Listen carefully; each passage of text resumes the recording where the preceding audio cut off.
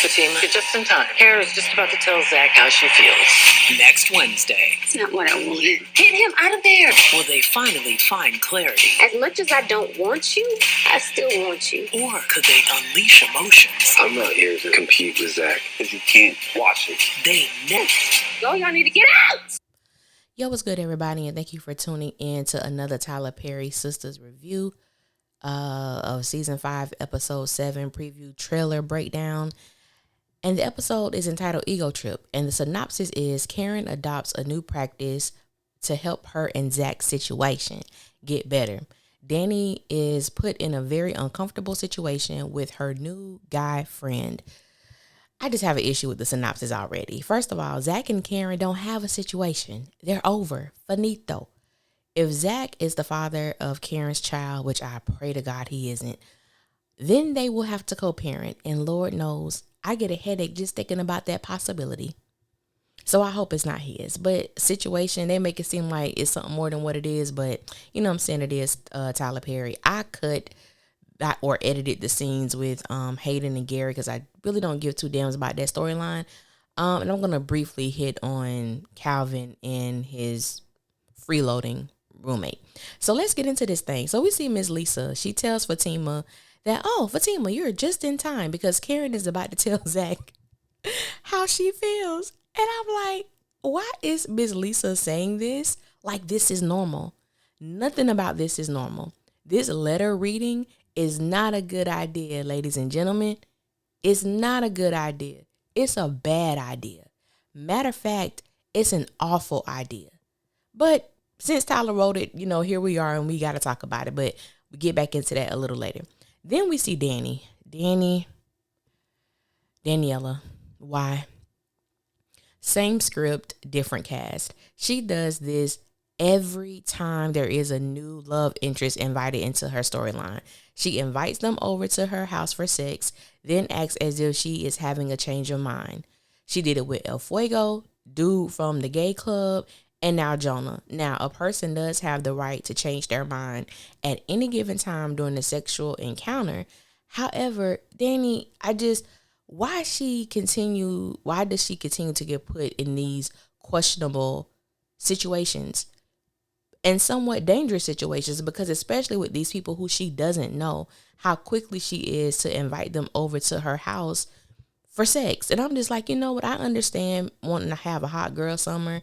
I understand, being sexually liberated in your inhibitions and all of that. But to be careless about your safety, like that's the line that Danni is playing with right now. Then we see, I didn't include this in the preview, but in the end credits, there is a scene where Danni is talking to Andi, and she tells Andi that she was like, I don't know what's wrong with me. And I said, hell, I do. You're emotionally unstable as hell. That's what's wrong with you. And so Andi tells her, because Andi is not aware, I don't believe so, of the last conversation Danni and Preston had at the airport. So Andi tells her, like, just call Preston, girl. And so Danni replied to that and say what? That I don't want him to get married. And if this was me, but it's not, but if it was, I wouldn't call Preston and tell him a damn thing. You're getting married, bruh? Bet. I'll send you a gift. Where are you and your future wife registered? Because there has been so much of emotional manipulation between Danni and Preston that it's sickening. I stand on the fact that Preston came to Danni and said what he said in hopes that I guess she would be real about her feelings for him. But that's not the way to go about it. That's just not the way. I know, Preston's so sweet. He's nice to me. He is those things, but then there's also a part of him that, he plays, and I know some men like this too. Oh, they play the green role. They don't really know. I never really dated anybody.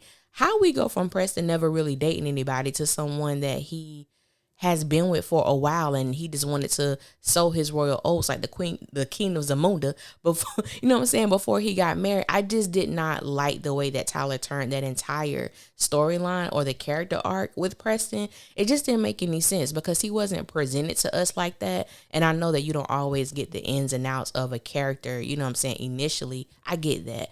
But Tyler just has a way of completely changing the entire nature of a character. And to me, that's what he did with Preston. I'm not rooting for Preston and Danny. I don't want them to be together. And if Preston is going to continue to be on the show, give him a different love interest. Someone who can meet him halfway. Someone who's actually not afraid to show her interest in her, in him. I really just, him and Danny just don't do it for me. Like, it's just been too much. Anyway. Karen tells Zach, as much as I don't want you, I want you. I said now. When it comes to Karen and this nonsense, I got to give Tima a hand clap of praise.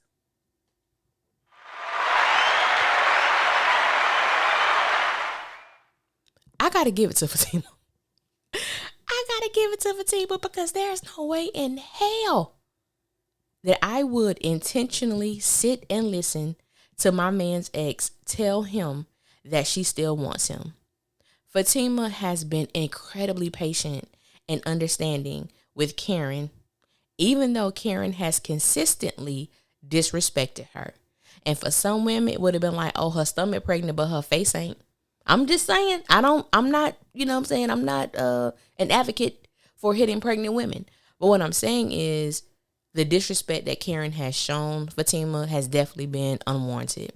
And so one of my listeners was like, Karen needs to write a third letter apologizing to Fatima. And I'm like, nah, I wouldn't go that far.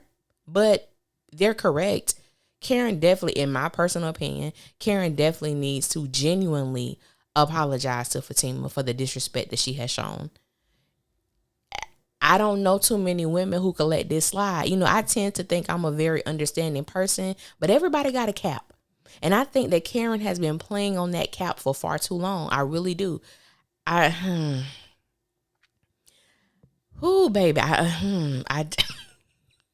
I'm just really thinking about how I would respond to that, and I wouldn't.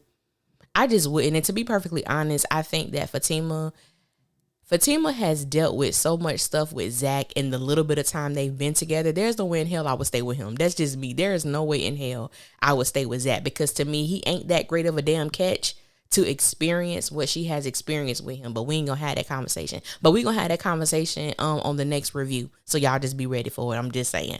So Zach and Aaron, there looks to be a turn of events, because it appears that Zach and Aaron are having another penis swinging contest.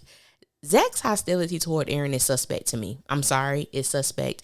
If Zach is so happy, if he's truly moved on, why is he so full of anger towards Aaron? It makes no sense.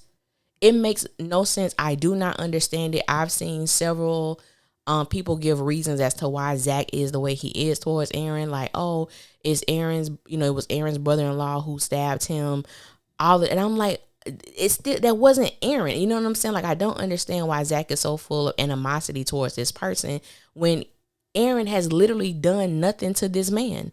Nothing at all. And I'm not saying that Zach needs to be Aaron's friend, but he doesn't need to be an asshole every time he's in his presence either. He just doesn't. So we see, it looks like Aaron is trying to touch Karen's arm, and she snatches it and just yells for everybody to get out. And I said, I'm not going to go too much into that on this preview breakdown, but I'm like, so what was the purpose of this letter reading? Like I stated before, I wasn't a fan of this. I didn't feel it had a purpose other than Tyler wasting our time dragging this thing out, because it didn't accomplish anything. It didn't accomplish anything. And so I'm just like, oh, here we go. So we see Gary and Andi. Andi is in her role with a big ass smile on her face as Gary walks in. Now, if you are actually watching my review on your TV or you are watching it from your phone, nothing is malfunctioning. Yes, that is a big ass picture of Bozo the Clown, because that's exactly who Andi is, a damn clown when it comes to Gary. Let me tell y'all something. We grown, right? And if you not, this page is not for kids. This page ain't for kids. We family. So we about to have grown up discussion for a quick second. I'm grown, Okay, I'm real grown and I've had some real experiences. I have had immaculate sex, okay, where, the immaculate, we just gonna leave it at that. I've had immaculate oral sex. So all sex include, I'm just including everything. I don't ever want something that great that makes me act like a damn clown. I don't want y'all to experience something like that. Some of y'all may have, okay? Now, I done had something that made me act a little crazy. I'm not gonna lie. But to be a damn clown, to be bozo, no ma'am, no Pam.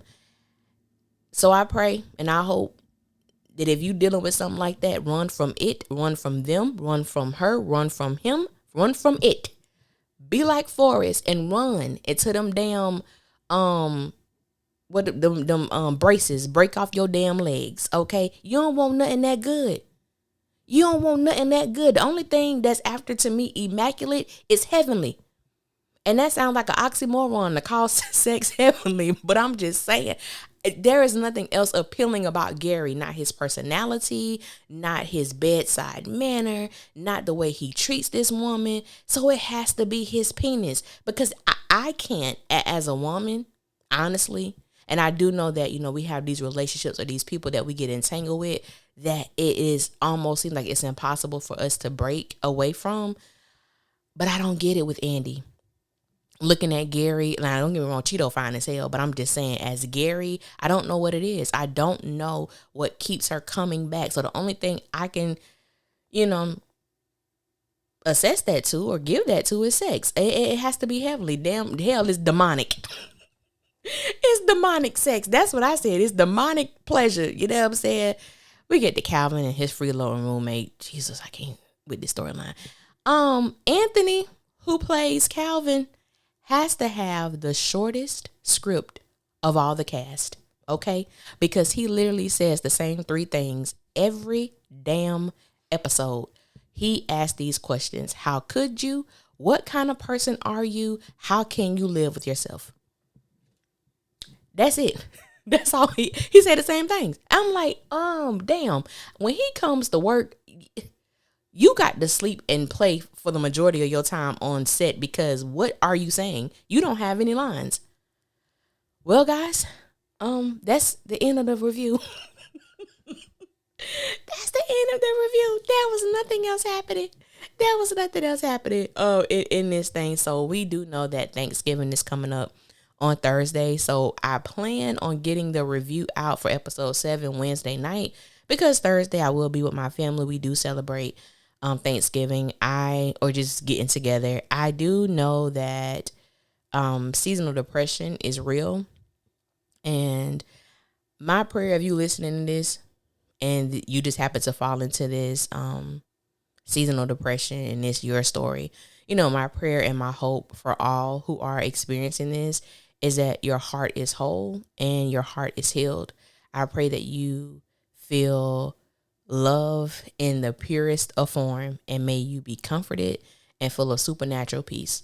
I pray that for you. I hope that for you, for those who have lost family members, close friends, children, spouses, parents, my heart goes out to you. I pray that you're discomforted during this time, because I know there are no words to fill those voids. I know there are no words to truly bring a sense of calm and tranquility, but my prayer is that you do experience those things in the best way that you can. So until next time, I will holla at y'all later, and y'all be safe out there. One.